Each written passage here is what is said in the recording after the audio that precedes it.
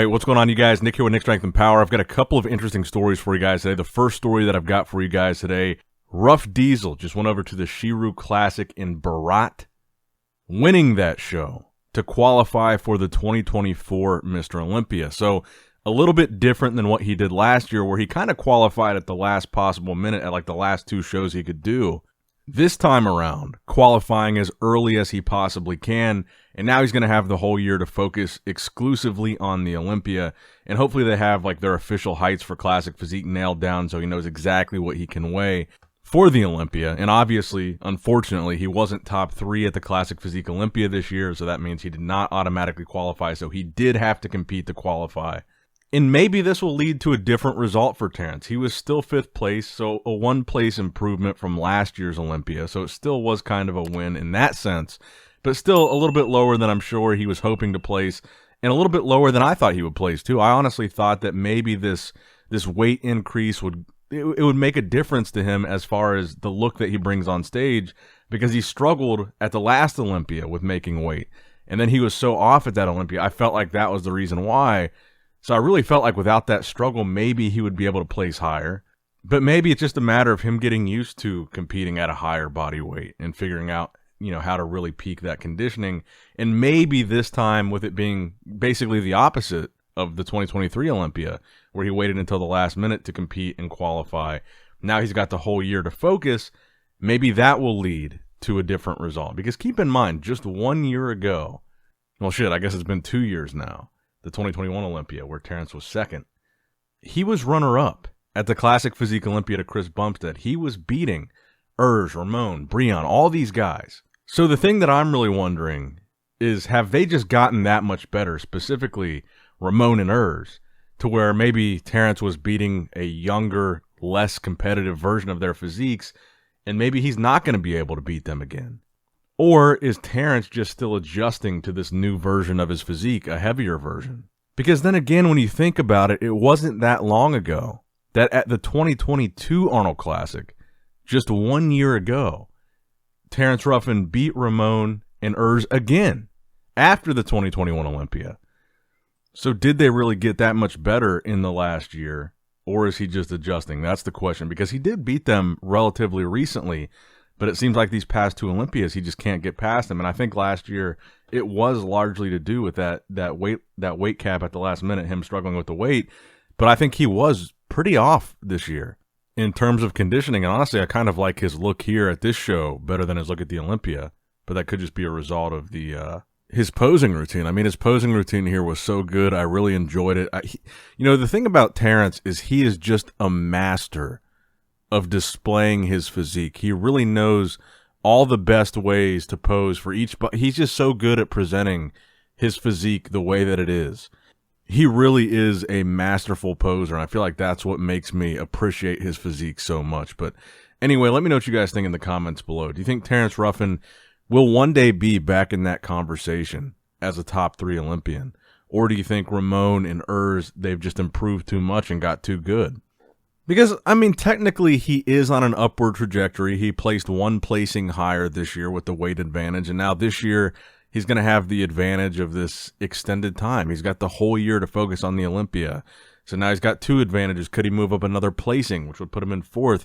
Maybe Breon goes back and stays in 212, which would put Terrence possibly back in 4th, contending for 3rd. Do you think there's a chance he could work his way back up, or do you think those days are over? Let me know in the comments down below. Now, next up in the news, another Classic Physique story here for you guys. Logan Franklin competing in this weekend's Sean Ray Hawaiian Classic. Logan won the show. Not a super big lineup, not a super deep lineup, not a super surprising result. I thought Logan looked really good here. Logan is a guy that I really want to see back on that Olympia stage. He missed last year's Olympia due to health issues. This year's Olympia, he didn't compete. As far as Classic Physique goes, I'd say my 3 favorite physiques are Chris Bumstead, Wesley Vissers, and Logan Franklin. And they all kind of have one thing in common. They're taller guys, and the way that their aesthetics look on their frames, the way they present on stage, and the stage presence that they have, I feel like is what makes your eye so drawn to their physique. And Logan, by the way, very similar to Terrence in the sense that he's a fantastic poser. His posing routines are always very well rehearsed, very well thought out. And he's just a guy that I think he could be up there with these top guys. He could be in this conversation someday. And we're not just talking about Terrence, Breon, Ramon. I think Logan could one day be in that conversation. Like I mentioned Wesley being in my top 3 favorite classic physiques, and I feel like Wesley, he's kind of in that conversation. He's in that top 10, but I feel like the judges just for whatever reason don't like his structure, don't like his physique. I don't see Wesley coming in much leaner. I don't see Wesley adding a significant amount of size and the judges liking that. I feel like Wesley really brings it every time he competes. He's always just totally diced. But Logan, I feel like he could come in sharper. He could put on a little bit of muscle. He could come in with like a fuller chest, for example. I think his structure seems to be more the type of structure that the judges really appreciate, and I could see him in that conversation. I can really picture a call-out of Sebum, Logan, and Ramon. I can just really visualize that call-out. So I'm glad to see that he qualified early, just like Terrence. He's got the whole year now. He's qualified for the Olympia. He's got the whole year to focus on that. Hopefully he's healthy. Hopefully he's able to compete. But yeah, Logan winning the Sean Ray's Hawaiian Classic this week. Let me know what you guys thought in the comments below about his physique here. Now, the final story that I've got for you guys today. We've got some updates from Nick Walker and some interesting comments that came with those updates. So Nick Walker posted these physique updates. He said these are from the very last physique update before he left for the Olympia. These were taken at the Dragon's Lair right before he went to Orlando. And he says in the comments here that he thinks that this was going to be the best physique that he's ever had that Olympia weekend. And he does look really good in these updates. And a lot of people, again, they're making the argument he could have been top 3. He could have potentially won the Olympia. People are saying this Olympia wasn't that deep of a lineup. I think Nick would have been top 3. Again, I'm very hesitant to say Nick would have won because I really do feel that what Derek brought was very impressive. The best Derek we've ever seen. Incredible shape, incredible structure. Could Nick have pushed Derek? Could he have potentially beaten Hottie? I think all of that is possible. But as much as I like Nick as a bodybuilder, honestly, I still believe that Derek would have won had Nick been there. But I do think I think the top 3 would have been different for sure had Nick been there. I think he would have been in there. And I think those top 3 placings, whatever order they would have fallen, they would have been different. Now, Nick did say in the comments, I saw him respond to a comment where someone said, lay claim to your next Arnold Classic title again. We don't want to wait so long before we hear Nick win again. You are a champion. And Nick responds and says, I need to fully heal. So we've got less than 4 months until the Arnold Classic, the Ohio Arnold. Realistically, this is a pretty major injury. Whether he would be ready or not in time for the Arnold Classic in March, we don't really know. It seems like this comment is saying he's not planning on doing the Arnold. That's kind of the confirmation that I think we're getting here. But Nick, it's important to remember that Nick will have to requalify for the Olympia this year. I guess with the exception of potentially getting a special invitation, but that's kind of a Hail Mary. We don't know that for sure. Some years they don't even offer it. There's definitely no guarantee that Nick would get it, even though I feel like a lot of people think he's deserving. I'm sure Nick also is not one of those people that is sitting around thinking, I'm going to get a special invitation. Nick will likely have to qualify, and I think he wants to qualify. I think he wants to win a show to get there. So this to me seems like confirmation he's not doing the Arnold, which begs the question, then which show will he do? I think maybe the New York Pro. It's a little bit later in the year. It's like a halfway point. It's a title he's already won, so he'd be reclaiming a title still. I just can't see a bodybuilder on the caliber that Nick is, and as competitive as he is, I can't see him doing like some small show, some easy qualifier. I feel like he wants to do something big and build momentum coming back to the Olympia, and if not the Arnold, then what? Maybe he will do a show closer to the Olympia. Maybe he'll wait till one of the later qualifiers and try to win the title that he hasn't won, like the Legion. And maybe he'll try to give his body as much time as possible to fully recover. But I think this comment is really confirmation we're not going to see him at the Arnold Classic, which again kind of reaffirms my theory that Samson he's committed to doing both, the Arnold UK and the Arnold US. And I think that since we know that Derek's not doing either of these shows, we know likely that Hottie won't be doing either of these shows. Samson really, on paper, will probably win both Arnold Classics. And now we know Nick Walker is probably not doing it. So I really do feel like we're going to see a hell of a run for Samson between the run that he just went on, winning the Arnold Classic, top 3 at the Olympia, winning Romania, winning Prague. I think there's a very, very strong possibility he goes straight into both of these Arnold Classics and wins both of them. And he's going to be at almost $1 million in prize money with all these winnings. And just imagine he was able to go on and win the 2024 Mr. Olympia.